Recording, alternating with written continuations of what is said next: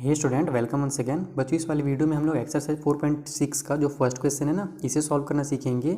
और देखो, ये जो है पूरा का पूरा हमारा प्रीवियस जो मैंने वीडियो बनाया था ना, इंट्रो, उसी का एक तरह से रिवीजन है। तो अगर आपने इंट्रो वाला वीडियो देखा है तो एक बार पहले आप खुद से ट्राई करो, ठीक है। उसके बाद फिर मेरे वीडियोज़ को आगे देखना। और अगर आपने इंट्रो वाला वीडियो नहीं देखा तो पहले आप वो देख लो और प्रैक्टिस करो इसको, क्योंकि अगर आप इसको प्रैक्टिस कर लोगे ना तो आपको बहुत ज़्यादा काम आसान हो जाएगा। सर्कल के बारे में आपको बहुत अच्छे से पता चल जाएगा, ठीक है। चलो, अब जो बच्चे प्रैक्टिस भी कर चुके हैं, कहीं पर कन्फ्यूजन है, तो उनके लिए मैं पूरे क्वेश्चन को एकदम एक एक करके सॉल्व करना सिखाता हूँ।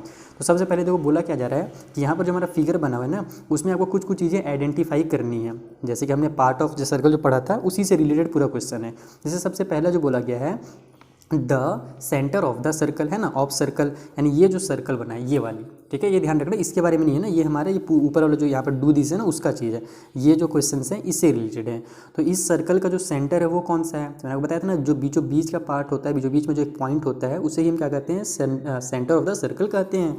तो ये जो ओ पॉइंट है हमारा यहाँ पर बीचों बीच में, आपको दिख रहा है ना, सर्कल जो है इतना बड़ा, उसके एकदम बीच में एकदम ओ आ रहा है। तो यही जो ओ है ये क्या है, सेंटर है। तो बस आपको क्या कर देना है, यहाँ पर ओ लिख देना और कुछ नहीं करना। जब कॉपी में आप लिखोगे तो लिखना सेंटर ऑफ सर्कल, फिर डैश करके ओ कर दो, बस कंप्लीट हो गया और कुछ मत करो। मैं यहीं पर आपको डायरेक्ट लिख दे रहा हूँ ताकि आपको डायग्राम भी दिखता रहे। बार बार मैं कॉपी में लिखूंगा, डायग्राम छुपा दूंगा तो आप कंफ्यूज हो जाओगे, ठीक है। तो यहीं पर हम पूरा आंसर लिखते हैं इस डायग्राम को देखते हुए, ओके। दूसरा देखो क्या है, ए डायमीटर, नहीं सॉरी इधर है 3 रेडी, ठीक है। रेडी किसको कहते हैं, जो हमने रेडियस पढ़ा है ना, उसी का प्लूरल फॉर्म होता है, मतलब कि रेडी का प्लूरल फॉर्म क्या होता है, रेडियस होता है। तो यहाँ पर देखो हमारे पास रेडियस कौन कौन से होते हैं, तो मैंने को बताया था कि सेंटर से लेकर के जो हमारे सर्कल के बाउंड्री को टच करे, ठीक है, ये सर्कल का हमारा बाउंड्री है, तो उसको टच करने वाले लाइन को हम क्या कहते हैं, रेडियस कहते हैं। एक सेकंड ना, थोड़ा सा ट्रेन को जाने दो, नहीं तो बहुत हल्ला करता है ट्रेन। चला गया ट्रेन। अब देखो मैं क्या बता रहा था, रेडियस के बारे में बता रहा था। तो बताया ना मैंने आपको कि सेंटर से लेकर के सर्कल के जो बाउंड्री तक जो लाइन जाती है, इसी को हम क्या कहते हैं, रेडियस कहते हैं। और वो हर साइड क्या होता है, बराबर होता है। जैसे देखो, सेंटर से लेकर के यहाँ तक एक लाइन आ रहा है ना, ओ से लेकर के ए तक, तो ये क्या हमारा एक रेडियस है। तो यहाँ से यहाँ तक मान लो अगर 1 सेंटीमीटर होगा ना, तो ओ से लेकर के जो बी तक लाइन जा रही है, ये भी क्या होगी, 1 सेंटीमीटर ही होगी, ठीक है। उसी तरीके से सेंटर देखो, ओ से लेकर के सी तक एक लाइन जा रहा है ना, ये भी क्या है, एक रेडियस है। और ये भी कितना होगा, 1 सेंटीमीटर ही होगा। जो रेडियस होता है हर साइड एकदम क्या होता है, एग्जैक्ट सेम नंबर होता है। तो यहाँ पर हमारे पास 3 रेडियस कौन कौन से हो गए, एक तो ओ ए हो गया, तो यहाँ पर आप रेडियस 3 रेडियस बोले ना, तो एक ओ ए बता दो, कॉमा करके लिखो। ये ओ से बी तक है तो एक लाइन हो गया ओ बी, और ओ से लेकर के सी तक है तो एक हो गया हमारा ओ सी।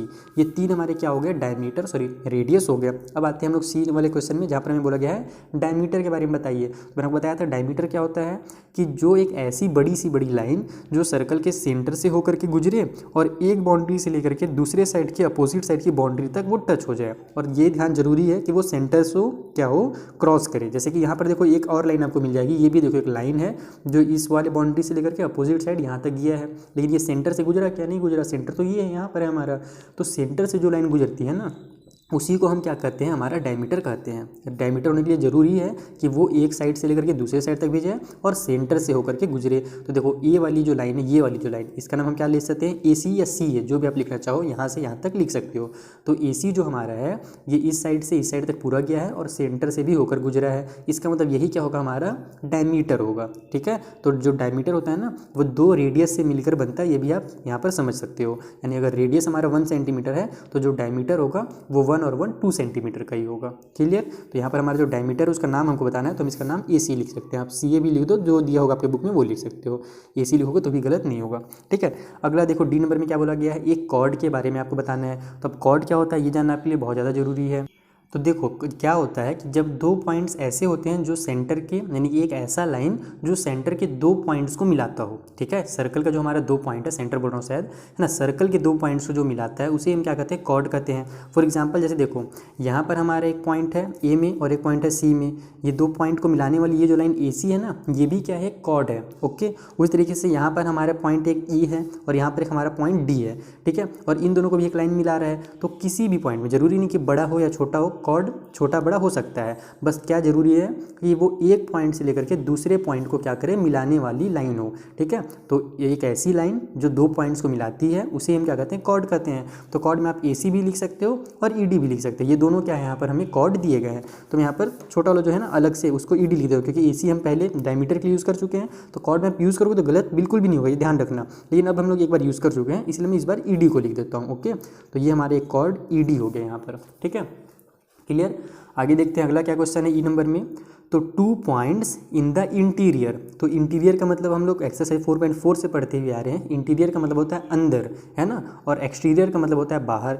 तो 2 ऐसे पॉइंट के बारे में बताना है जो इस सर्कल के अंदर हो, इंटीरियर हो। तो देखो सर्कल है इतना बड़ा हमारा, उसके अंदर में एक पॉइंट O और ये जो पॉइंट P है, ये दोनों क्या है, सर्कल के अंदर है, तो यही दोनों क्या हो जाएंगे, इंटीरियर पॉइंट हो जाएंगे। तो यहाँ पर आप इसका आंसर लिख देना O एंड P, ठीक है, इस साइड में लिख दे रहा हूँ, इधर जगह नहीं है, तो O एंड P, ये 2 पॉइंट हैं, दिख रहा है आपको, ठीक है, जो कि इसके अंदर में इंटीरियर में है।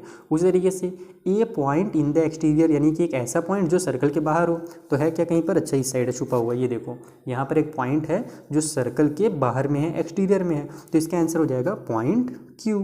यहाँ पर आप Q भी लिख देते हो, मैं शॉर्टकट में, आप पूरा पॉइंट Q भी लिख सकते हो, बुक कॉपी में जगह होगा तो ऐसे जगह होगा ही, तब वहाँ पर पॉइंट Q लिखना है इसका पूरा नाम, ठीक है, जो कि सर्कल के बाहर में है। एकदम सिंपल सा ये क्वेश्चन था।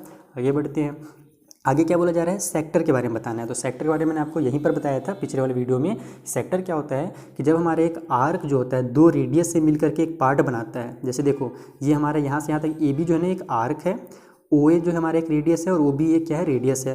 तो इसके जो बीच का जो सैडेड रीजन है ना, ये वाला सैडेड इलाका, ठीक है, काला काला, इसी को हम क्या कहते हैं, सेक्टर कहते हैं। और उसी तरीके से जब हमारा 2 कॉर्ड मिल करके, एक आर्क और एक कॉर्ड मिल करके, इस तरीके से जब एक एरिया मिलाते हैं, जहाँ पर हमारा ये जो ब्लैक एरिया है, इसको हम कहते हैं सेगमेंट। तो हमको कॉर्ड, पहले तो सेक्टर पूछा गया है, तो सेक्टर हमारा ये वाला इलाका है, तो इसको आप क्या लिखोगे, AOB लिख दो, ठीक है, AOB, तो ये हो गया हमारा इतना इलाका।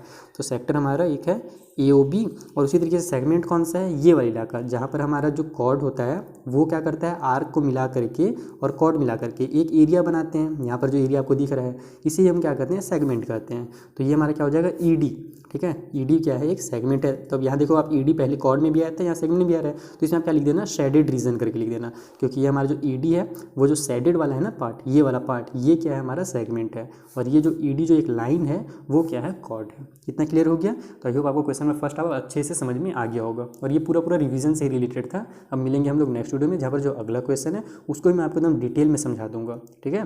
Thank you for watching.